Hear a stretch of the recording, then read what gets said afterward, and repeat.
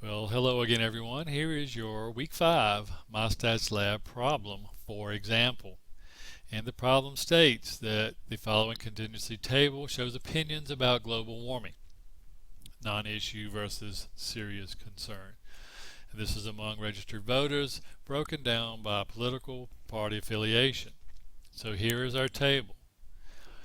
We have two variables here. Is it a non-issue, global warming that is, or is it a serious concern? And then we have asked whether they are Democrat, Republican, or Independent. So you can see my yellow shaded part here are the totals.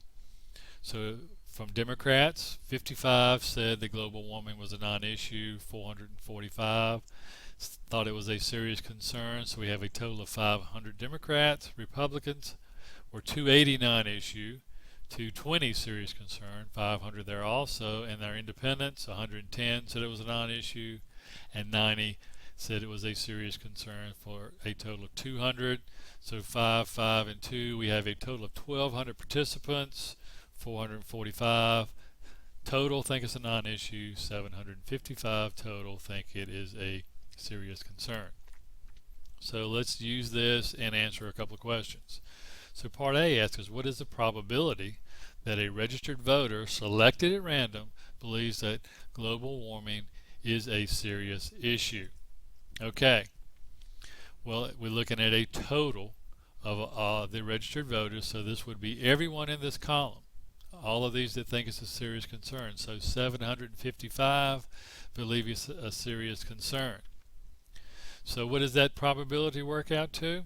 Well, in our cell here, we can say equals, and 755 are the total that believe it's a serious issue. So 755 out of, and we'll use the division to do that, out of the 1,200 total.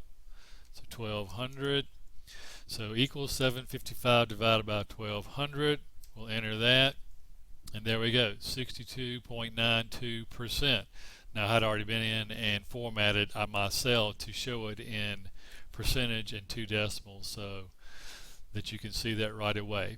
But to answer our question part A, 62.92% of the registered voters selected at random to fill out this survey believe that global warming is a serious issue. Now, part B of the problem asks us, what type of probability did you find in part A? Well, we can look at this, and we have a table here that has some joint probability variables here. Is it a joint probability? Is it a marginal probability? Is it a personal probability? Well, in this case, we're looking at one certain variable, and that is serious concern. So we would say that this is a marginal probability. Moving on to part C. What is the probability that a registered voter selected at random is a Republican and believes that global warming is a serious issue? So now we have a couple of things that we need to look for here. We need to look at this person being a Republican, and they also need to believe that global warming is a serious issue.